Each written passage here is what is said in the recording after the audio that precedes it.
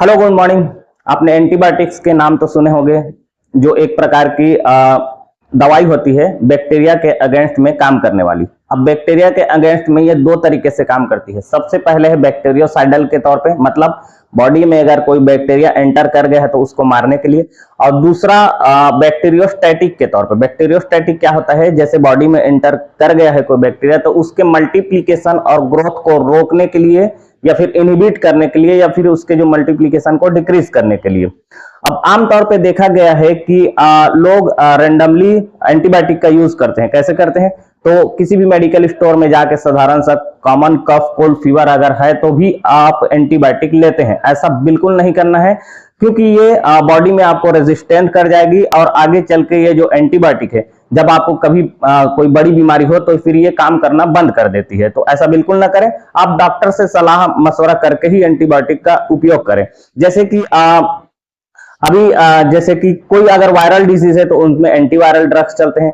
Bacterial disease है तो उसमें एंटीबायोटिक चलेगा। जैसे प्रोटोजोअल डिजीज है तो एंटी प्रोटोजोअल चलता है। फंगल डिजीज है तो एंटी फंगल मेडिसिन चलेगी। और हेलमिन डिजीज है तो फिर एंटी हेलमिन दवाई उसमें चलती है। और इन सारे को हम लोग बोलते हैं एएमडी, मतलब एंटी माइक्रोबियल ड्रग्स।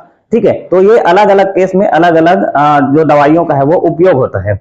अब इसमें भी जो बैक्टीरिया है वो ग्राम पॉजिटिव होते हैं, ग्राम निगेटिव भी होते हैं। तो कैसे पता चलेगा, आपको बिल्कुल पता नहीं चलेगा। ये डॉक्टर ही डिसाइड कर पाएगा कि कौन सी एंटीबायोटिक आपको चलनी है। जैसे एंटीबायोटिक्स के भी बहुत सारे ग्रुप्स हैं और बहुत सारे क्लासिफिकेशन है। इसके अलग अलग जो है वो कार्य रहते हैं, अलग अलग बीमारियों में काम रहता है। जैसे अपर रेस्पिरेटरी ट्रैक्ट हो गया तो उसमें अलग दवाई चलती है। लोअर रेस्पिरेटरी ट्रैक्ट हो गया तो उसमें अलग बीमारी चलती है, लंग्स से रिलेटेड जो बीमारी रहते हैं। जैसे लीवर में कोई इन्फेक्शन है तो उसके लिए अलग एंटीबायोटिक्स चलती है। स्टूल वगैरह फिर यूरिन वगैरह में कोई इन्फेक्शन है तो उसके लिए अलग एंटीबायोटिक चलती है। तो ये आप बिल्कुल डिसाइड नहीं कर सकते, इसलिए आप रैंडमली कभी भी एंटीबायोटिक के दवाइयों का सेवन ना करें। अगर इसकी पूरी डिटेल आपको जाननी है तो ये 1 घंटे शायद लग सकते हैं, क्योंकि बहुत लंबा चौड़ा है इसका जो ग्रुप है, क्लासिफिकेशन है, कौन सी बीमारियों में कौन सी एंटीबायोटिक चलनी है। तो इसके लिए मैं एक यूट्यूब का आपको लिंक दूंगा, आप आराम से बैठ के देखते रहना, क्योंकि आपको स्टेटस में ये देख पाना संभव नहीं हो पाएगा। वैसे भी ये 4K का वीडियो रहता है तो जल्दी से डाउनलोड नहीं होता।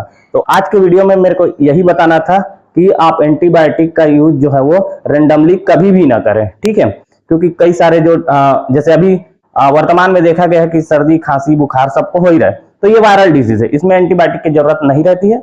रहती भी है तो सेकेंडरी जो इन्फेक्शन है उसको रोकने के लिए थोड़ा मोड़ा एंटीबायोटिक मतलब दिया जाता है। ठीक है, थैंक यू।